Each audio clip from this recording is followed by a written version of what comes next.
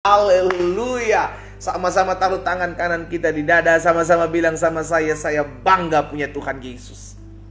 Ayo, yang bangga punya Tuhan Yesus, ketik di kolom komentar, saya bangga punya Tuhan Yesus. Oh, haleluya. Yes. Puji Tuhan. Saudara dikasih dalam Tuhan, pagi hari ini kita akan kembali merenungkan firman Tuhan.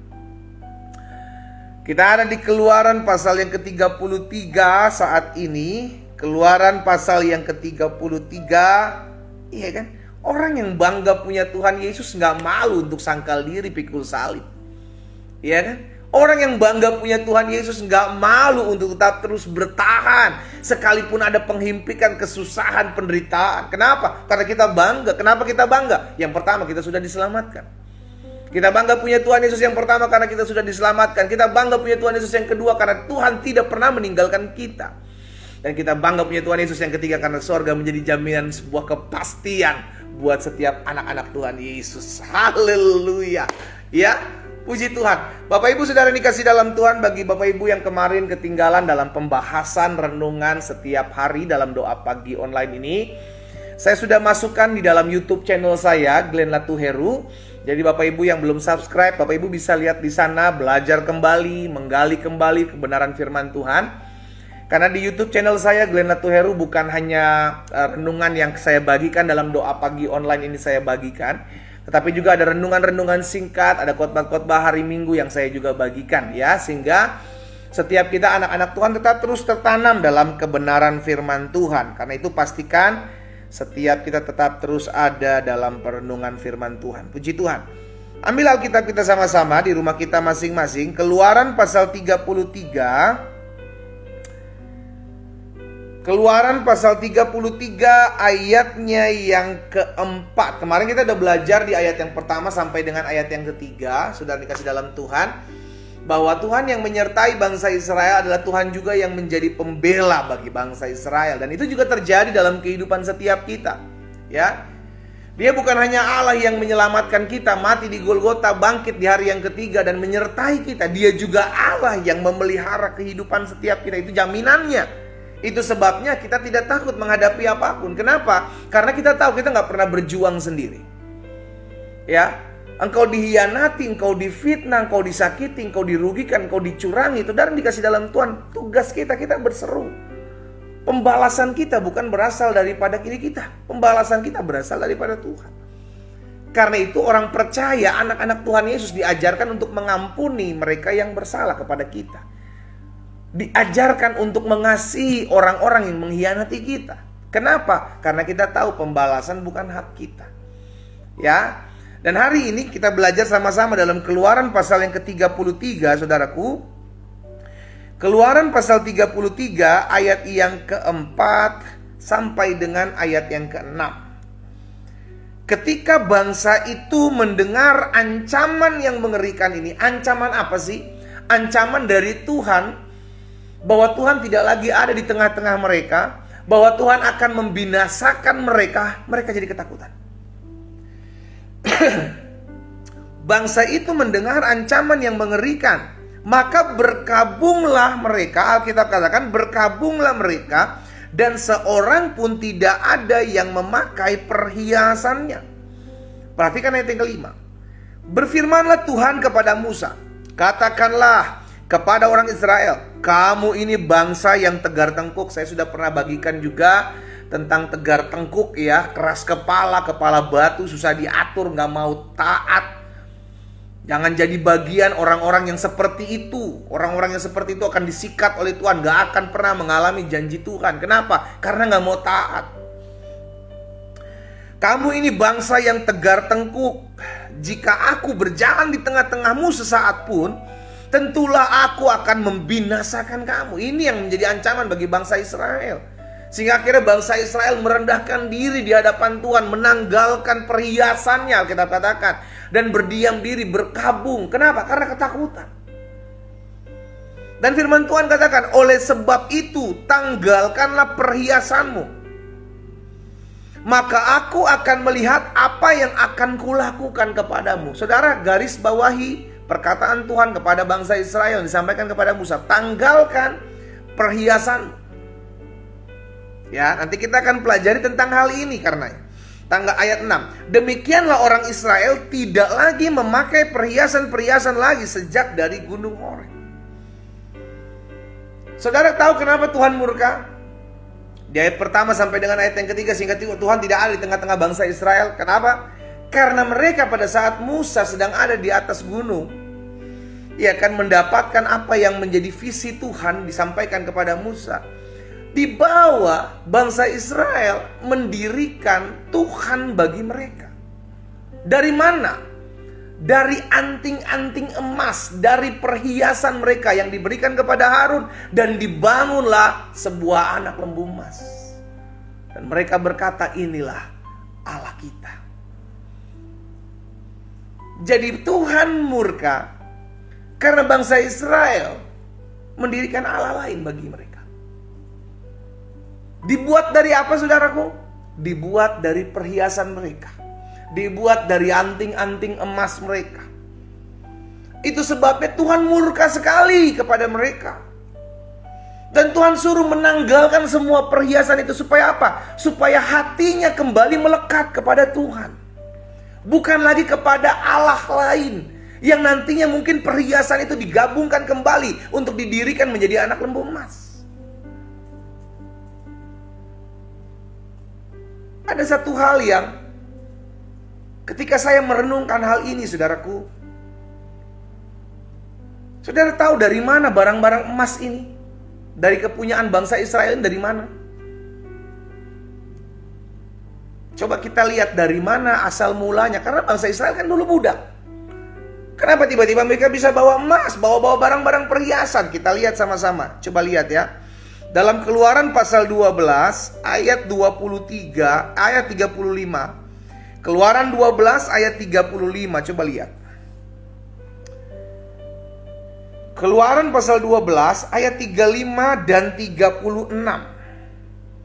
Orang Israel melakukan seperti kata Musa. Mereka meminta dari orang Mesir, barang-barang emas dan perak serta kain-kain. Dan Tuhan membuat orang Mesir, siapa yang membuat orang Mesir bermurah hati? Tuhan. Tuhan membuat orang Mesir bermurah hati terhadap bangsa itu sehingga memenuhi permintaan mereka. Demikianlah mereka merampasi orang Mesir itu. Ternyata perhiasan-perhiasan yang didapat oleh orang Israel yang dijadikan sebagian dijadikan lembu emas untuk dijadikan Allah, itu didapat dari orang Mesir. Kok bisa orang Mesir memberikan mereka? Karena Tuhan bermurah hati dan menggerakkan hati orang Mesir. Jadi ternyata emas-emas, perhiasan-perhiasan, barang-barang mewah yang didapat bangsa Israel oleh karena Tuhan menggerakkan hati orang Mesir. Dengan kata lain, Tuhanlah yang memberi barang-barang mewah. Tuhanlah yang memberi emas-emas. Tuhanlah yang memberi perhiasan kepada bangsa Israel untuk didandani. Ternyata bangsa Israel menjadikan benda-benda ini Tuhan bagi mereka. Bayangkan, saudaraku. Bukankah ini yang sering terjadi dalam kehidupan orang percaya? Kita berdoa, Tuhan berkati usaha saya. Ketika Tuhan memberkati usaha kita, kita lupa untuk beribadah kepada Tuhan. Kita menjadikan berkat yang berasal daripada Tuhan menjadi Tuhan bagi kita, bukan lagi sang pemberi yang kita jadikan Tuhan. Miris. Itu yang seringkali terjadi dalam kehidupan orang percaya. Sehingga kita tidak lagi menjadikan Tuhan sebagai Tuhan, tetapi kita menjadikan berkatnya Tuhan sebagai Tuhan. Sehingga ketika kita datang ke ibadah, kita datang ke gereja, kita berdoa, kita berpuasa, tujuannya bukan lagi mengejar hadirat Tuhan, tetapi ada sesuatu yang kita minta. Mungkin itu kesembuhan, mungkin itu usaha kita diberkati, mungkin itu dipulihkannya ekonomi kita, dipulihkannya rumah tangga kita. Kita yang tahu. Kita datang beribadah kepada Tuhan, tujuan kita apa? Apakah masih mengejar hadirat Tuhan? Apakah masih mencari Tuhan? Atau kita mencari dampak dari apa yang kita dapat? Atau kita mengejar dampak dari apa yang kita datang kepada Tuhan. Dampak dari engkau datang kepada Tuhan, betul engkau akan diberkati. Usahamu diberkati, rumah tanggamu diberkati, ekonomimu dipulihkan. Itu dampaknya. Setelah kita mengejar Tuhan, makanya Tuhan Yesus ajarkan, carilah kerajaan Allah serta kebenarannya terlebih dahulu, maka semuanya ditambahkan kepadamu. Tapi seringkali kita anak-anak Tuhan yang kita kejar ini maka bukan yang dikejarkan terlebih dahulu hadirat Tuhan, pribadi Tuhan. Sehingga ketika kita datang sama Tuhan, usaha kita masih bangkrut, kita datang kepada Tuhan, rumah tangga kita masih goyah, kita datang kepada Tuhan, belum pulih kesehatan kita mulai kecewa. Tuhan katanya ikut Tuhan diberkati. Dari sini kita bisa melihat ternyata yang kita kejar bukan lagi Tuhan, tetapi berkatnya. Bangsa Israel menjadikan pemberian Tuhan sebagai Tuhan bagi mereka, dan itu Tuhan murka. Yuk sama-sama kita belajar. Jangan sampai kita menjadikan pemberian Tuhan. Mungkin itu pekerjaanmu, mungkin itu bisnismu yang diberkati. Apapun itu yang merupakan pemberian Tuhan, jangan engkau jadikan Tuhan dalam hidupmu. Tetap tempatkan Tuhan nomor 1 di hati kita. Karena jangan pernah lupa, segala sesuatu yang kita punya, segala sesuatu yang kita miliki, itu berasal daripada Tuhan. Itu pemberian. Itu pemberian, saudara. Mengerikan kalau sampai berkatnya, pemberiannya justru kita jadikan Tuhan. Yang kita tuhankan tuh itu. Anak lembu emas itu adalah hasil dari anting-anting perhiasan emas yang dikumpulkan kepada Harun. Mereka sembah. Padahal itu semua adalah pemberian Tuhan, hadiah Tuhan yang diberikan kepada mereka ketika mereka keluar dari tanah Mesir. Dijadikan Tuhan bagi mereka. Apa yang kita pelajari dari peristiwa ini? Yang pertama dari peristiwa ini kita belajar. Yang pertama, Tuhan gak mau diduakan. Tuhan mau hati kita melekat hanya kepada Tuhan. Tuhan gak mau diduakan. Jangankan Tuhan, saudara aja gak mau diduakan. Iya kan? Apalagi Tuhan. Tuhan mau hati kita melekat hanya kepada Tuhan. Ciri-cirinya gimana sih Pak? Kalau saya tahu bahwa hati saya udah melekat kepada Tuhan, ketika engkau tidak memiliki apapun, engkau tetap datang beribadah kepada Tuhan. Itu ciri sederhana. Ketika doa-doamu belum dijawab oleh Tuhan, engkau tetap setia melayani Tuhan. Itu ciri sederhana engkau matimu melekat kepada Tuhan. Gak peduli doa-doamu sampai hari ini belum dijawab. Karena terkadang Tuhan gak jawab doa kita kok. Tapi Tuhan kasih kekuatan buat kita untuk terus menantikan Tuhan. Untuk terus menjalani badai kehidupan kita. Dia yang kasih kekuatan kita. Maka Rasul Paulus katakan, kesanggupanku ialah pekerjaan Tuhan. Itu ciri-ciri sederhananya ketika kita tahu di kapan hati saya melekat kepada Tuhan. Apakah benar hati saya melekat kepada Tuhan? Ciri-cirinya gampang.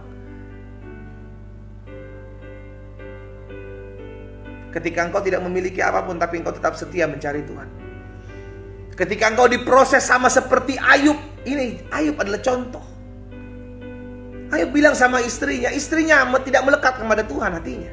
Istrinya hanya melekat kepada hal-hal lahiriah. Sehingga ketika digoncang rumah tangganya, digoncang Ayubnya, maka istrinya pergi meninggalkan dan ajak si Ayub. Ayub gak mau. Ayub bilang, kau berkata seperti perempuan tidak waras. Masakan kita hanya mau menerima yang baik saja dari Allah, dan tidak mau menerima yang tidak baik.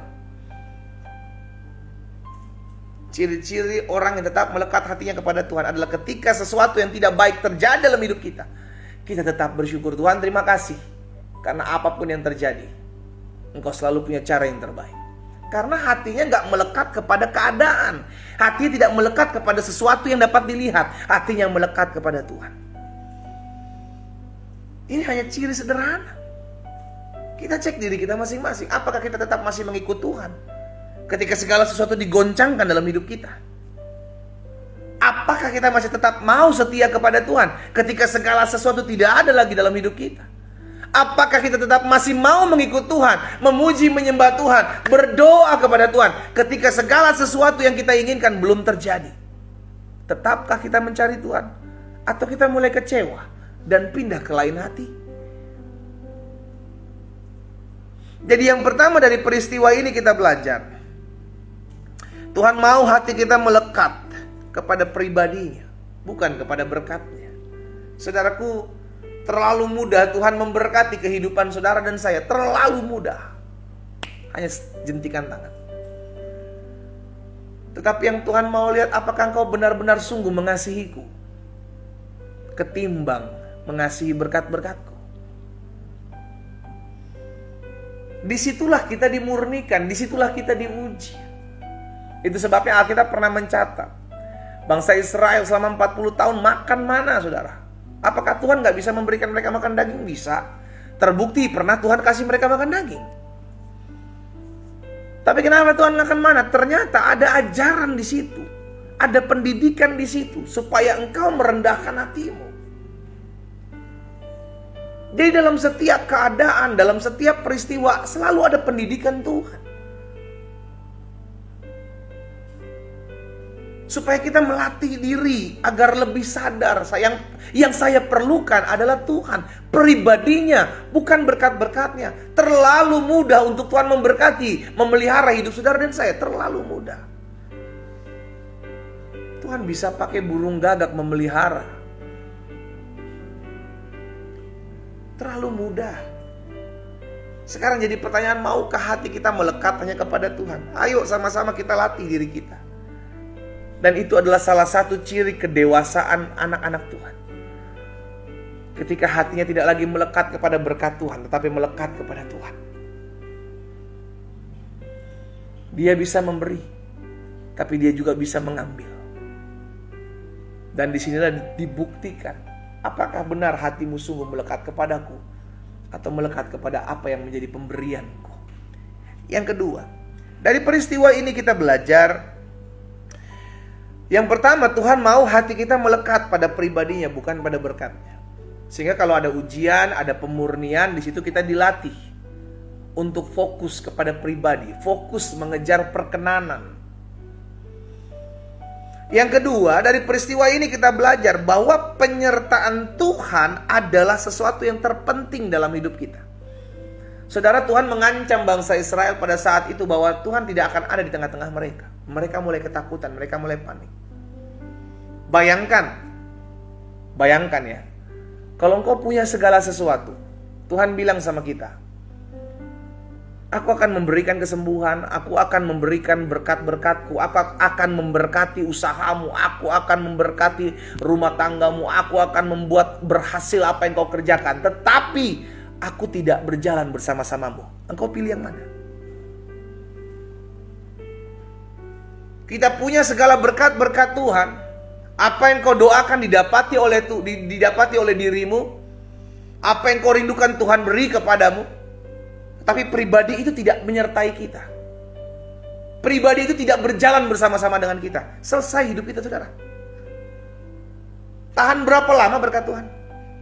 Yang terpenting kan bukan soal berapa banyak yang saya miliki, tetapi siapa yang berjalan bersama saya. Ini yang lebih penting. Ini yang lebih penting dalam hidup kita. Buat apa engkau punya segala sesuatu tapi engkau tidak disertai Tuhan? Buat apa engkau bisa buat ini, bisa kerjakan ini, punya itu, tapi engkau tidak disertai Allah? Habis hidup kita, saudara. Itu sebabnya yang kedua yang saya pelajari dari peristiwa ini. Dalam hidup kita yang terpenting adalah pribadi Allah. Yang terpenting adalah perkenanan atau penyertaan Tuhan dalam hidup setiap kita. Bukan soal berkat-berkatnya. Terlalu mudah Tuhan memberkati. Itu sebabnya kejar penyertaan Tuhan, kejar perkenanan Tuhan. Itu aja yang kita cari. Suatu kali Musa pernah berkata, Aku tidak akan pernah mau berjalan kalau Tuhan tidak berjalan bersamaku. Karena Musa sadar, tanpa penyertaan Tuhan, Musa hanya seorang Musa yang biasa. Musa hanya seorang manusia biasa. Tapi dengan penyertaan Tuhan, Tuhan pakai Musa membelah laut Tiberau. Dengan penyertaan Musa, Tuhan pelihara bangsa Israel melalui penyertaan Tuhan. Tuhan pakai Musa untuk memelihara bangsa Israel. Tanpa Tuhan, Musa bukan siapa-siapa. Sama, tanpa Tuhan hidup kita nggak bisa. Bukan siapa-siapa, saudara. Itu sebabnya kita mesti sadar, yang terpenting dalam hidup kita bukanlah berkatnya Tuhan. Yang terpenting dalam hidup kita adalah pribadinya Tuhan. Buat apa engkau punya segala sesuatu tapi engkau tidak punya Tuhan? Kering hidupmu. Jadi yang kedua dari peristiwa ini kita belajar, penyertaan Tuhan adalah yang terpenting dalam hidup kita. Yang ketiga, yang terakhir, dari peristiwa ini kita belajar, yang pertama, Tuhan mau hati kita melekat kepada pribadinya, bukan pada hartanya, bukan kepada berkat-berkatnya. Yang kedua yang kita pelajari dari peristiwa ini, yang terpenting dalam kehidupan kita bukanlah berkat Tuhan, tetapi penyertaan Tuhan. Buat apa kita punya segala berkat Tuhan tapi tidak ada pusatnya, tidak ada pribadinya yang menyertai kita? Gampang sekali kita jatuh, kosong hidup kita, kering, hampa. Engkau mungkin terlihat hidup, tapi tanpa Tuhan engkau hanyalah zombie, makhluk hidup yang tidak memiliki hidup. Sebab firman Tuhan katakan, ketika Tuhan menciptakan manusia dari debu dan tanah, Tuhan menghembusi dengan nafasnya, maka manusia itu menjadi makhluk hidup.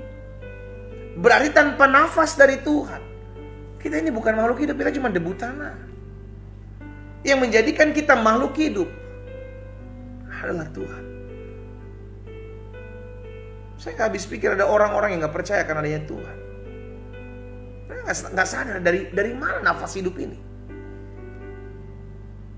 Yang ketiga, yang terakhir, dari peristiwa ini kita belajar bahwa Tuhan mau setiap kita menggunakan berkat-berkatnya untuk kemuliaan Tuhan. Kalau engkau dipercayakan sesuatu yang lebih daripada orang-orang sekelilingmu, berarti Tuhan tahu engkau bisa bertanggung jawab.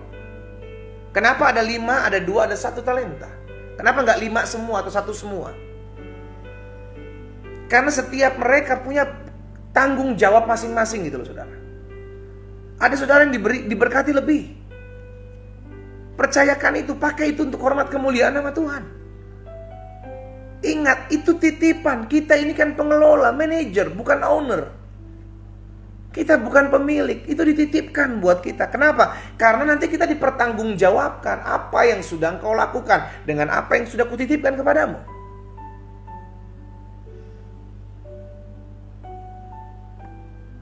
Pastikan setiap kita menyadari bahwa apa yang Tuhan titipkan dalam hidup kita itu hanyalah perpanjangan tangan Tuhan. Pasti ada sesuatu yang Tuhan mau beri, pasti ada sesuatu yang Tuhan mau buat dalam hidup kita, sehingga itu dititipkan buat kita. Ayat terakhir, Roma 11 ayat 36. Roma pasal 11 ayat 36 bilang begini. Sebab segala sesuatu adalah dari Dia, dan oleh Dia, dan kepada Dia. Bagi Dialah kemuliaan sampai selama-lamanya. Dari Tuhan, oleh Tuhan, dan kepada Tuhan. Apa yang kita punya? Gak ada. Ku tak membawa apapun juga saat ku datang ke dunia. Ku tinggal semua pada akhirnya saat ku kembali ke surga. Gak bawa apa-apa, saudara, kosong. Datang kosong, pulang kosong. Karena itu apa yang kita punya adalah kepercayaan. Kedudukanmu, Pak, Bu, saat ini itu kepercayaan. Jangan petantang petenteng. Itu kepercayaan. Hartamu saat ini itu kepercayaan. Kesehatanmu saat ini itu pun kepercayaan. Karena tubuh kita sehat, ayo cari Tuhan. Hanya orang sakit yang beribadah di rumah. Kalau hari Minggu datanglah ke gereja. Kalau kita sehat, datang dong. Kau bisa jalan-jalan, kau bisa keliling-keliling. Tapi giliran kau cari Tuhan di rumah. Memang gak salah, berkatnya sama, gak ada yang bilang beda. Tapi kan kau punya kaki, melangkah. Saudara yang dikasih dalam Tuhan, ayo beribadah kepada Tuhan. Cari Tuhan. Ya, ingat apa yang dipercayakan Tuhan saat ini dalam kehidupanmu. Itu kasih karunia. Gak ada yang bisa kita banggakan. Oh, tapi kedudukan saya lebih tinggi. Itu sementara. Makanya dunia ini ada istilah post power syndrome, stres ketika semuanya diambil. Kedudukannya diambil. Hilang. Ya orang sementara kok. Apa yang kekal? Yang kekal cuma Tuhan. 3 hal ini kita pelajari dari peristiwa bangsa Israel. Jangan sampai harta berkat dalam hidupmu. Maka sejatinya Tuhan sedang hilang dalam hidupmu.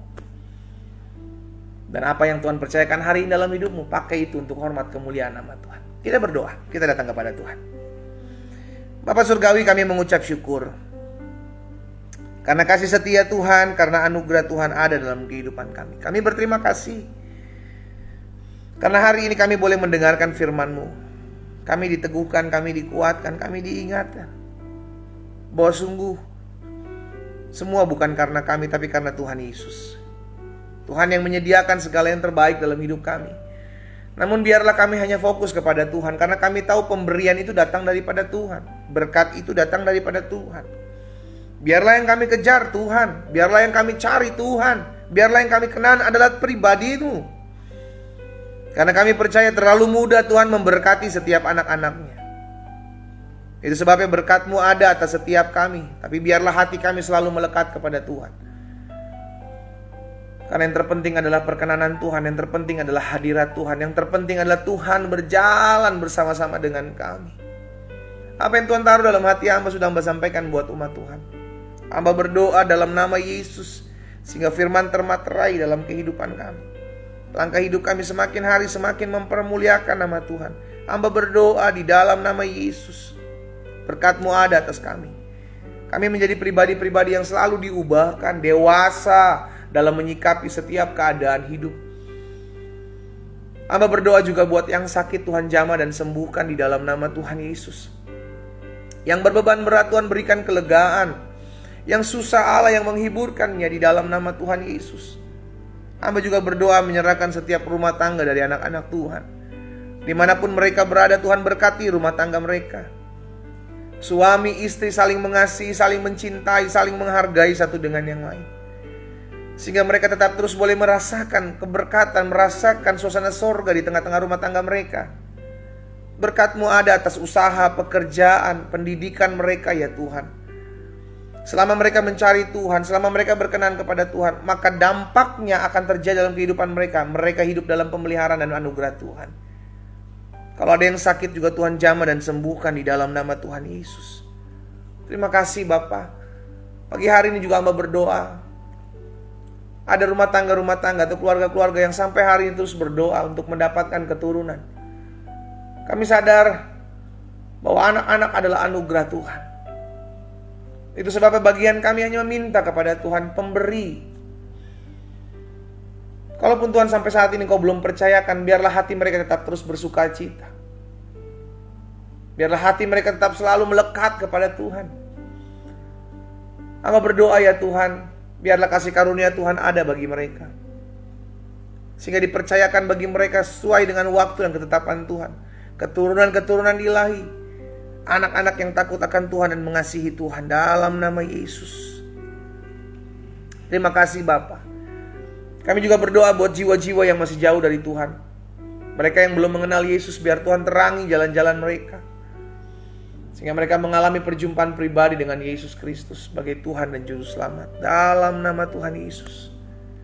Kami juga menyerahkan ke dalam tangan Tuhan setiap orang-orang muda yang selalu memulai hari mereka bersama dengan Tuhan. Bapa memberkati masa muda mereka. Tuhan tolong berkat-Mu ada atas mereka. Apapun yang mereka kerjakan di bawah tangan Tuhan berhasil. Biar Tuhan pakai masa muda mereka untuk menjadi terang, membawa garam, menjadi dampak di sekeliling hidup mereka. Bahkan lingkungan mereka, pergaulan mereka, mereka menjadi terang dalam nama Yesus. Kalau ada di antara mereka yang hari-hari ini berdoa untuk mendapatkan pasangan hidup, Tuhan buka jalan. Tuhan mempertemukan mereka dengan pasangan hidup yang mengasihi Tuhan, yang mencintai Tuhan Yesus dan menghargai hidup mereka di dalam nama Tuhan Yesus. Kami menyerahkan juga ke dalam tangan Tuhan kalau ada di antara mereka yang hari-hari berdoa untuk mendapatkan pekerjaan. Biar Tuhan campur tangan di dalam nama Yesus. Tuhan bukakan lapangan pekerjaan bagi mereka. Tuhan buat mujizat agar mereka melihat campur tangan Tuhan dalam kehidupan mereka. Terima kasih Bapa. Kami juga berdoa menyerahkan ke dalam tangan Tuhan yang kuat setiap usaha, bisnis, pekerjaan dari anak-anak Tuhan. Diberkatilah apa yang mereka kerjakan. Di bawah tangan Tuhan berhasil. Sebab daripada-Mu lah berkat itu ya Tuhan. Sebab daripada-Mu lah promosi itu. Sebab daripada-Mu lah peninggian itu. Di dalam nama Tuhan Yesus. Biarlah setiap mereka boleh mengalami apa yang menjadi kasih karunia Tuhan. Bapa terima kasih. Pagi hari ini kami juga berdoa buat kota-kota di mana kami tinggal. Kami berdoa buat keamanan kota kami karena kami percaya kesejahteraan kota kami adalah kesejahteraan kami. Bahkan kami berdoa ya Tuhan Yesus, buat kota-kota kami, kalau ada di antara kota-kota kami ada oknum-oknum intoleran, oknum-oknum radikalisme, oknum-oknum yang membuat anak-anak Tuhan Yesus sulit beribadah. Kami berdoa di dalam nama Tuhan Yesus, Tuhan jamah hidup mereka. Sehingga oknum-oknum ini boleh mengalami perjumpaan dengan Tuhan Yesus. Diterangi hati mereka di dalam nama Yesus. Bahkan Tuhan pakai menjadi alat Tuhan di akhir zaman dalam nama Yesus. Terima kasih Bapa yang baik. Kami bersyukur ya Tuhan buat pagi hari ini. Kami berdoa buat bangsa kami, Indonesia, selamatkan Tuhan. Berkati Bapak Presiden, Wakil Presiden, berkati jajaran menteri yang ada yang terpilih, berkati Panglima TNI, Kapolri beserta jajarannya. Berkati para gubernur, para bupati, para wali kota, camat, lurah, RT, RW atas bangsa kami. Tuhan jaga, Tuhan pelihara mereka. Bahkan Tuhan jagai hati dan hidup mereka agar mereka tetap memiliki hidup yang takut akan Tuhan. Biarlah mereka bekerja secara jujur, bekerja secara adil dalam nama Yesus. Karena kepemimpinan itulah tanggung jawab mereka di hadapan Tuhan. Berkati juga ya Tuhan rencana 2024. Akan ada pemilihan umum, Tuhan campur tangan di dalamnya. Sehingga mereka yang bekerja baik KPU, KPUD, Bawaslu daerah, bahkan setiap partai-partai, pemimpin-pemimpin partai yang ada, biarlah Tuhan tuntun, Tuhan arahkan semua berjalan dalam damai sejahtera. Ada kejujuran, ada keadilan, ada campur tangan Tuhan ya Allah. Sehingga pemilu tahun 2024 aman, damai, tertib di dalam nama Yesus. Tuhan memberkati bangsa kami. Tuhan jaga lindungi bangsa kami. Ekonomi Indonesia maju bertumbuh diberkati Tuhan. Ekonomi Indonesia kuat dalam nama Yesus. Bahkan kami berdoa buat setiap anak-anak Tuhan yang mungkin tidak tinggal di Indonesia. Tuhan memberkati juga negara-negara di mana mereka tinggal. Diberkatilah mereka, hidup mereka diberkati Tuhan di dalam nama Tuhan Yesus. Sehingga mereka boleh menjadi contoh terang garam di bangsa-bangsa di mana mereka tinggal. Di dalam nama Tuhan Yesus. Terima kasih Bapak yang baik. Pada akhirnya kami bersyukur kami boleh memulai hari ini, memulai bulan Mei ini dengan hadirat Tuhan.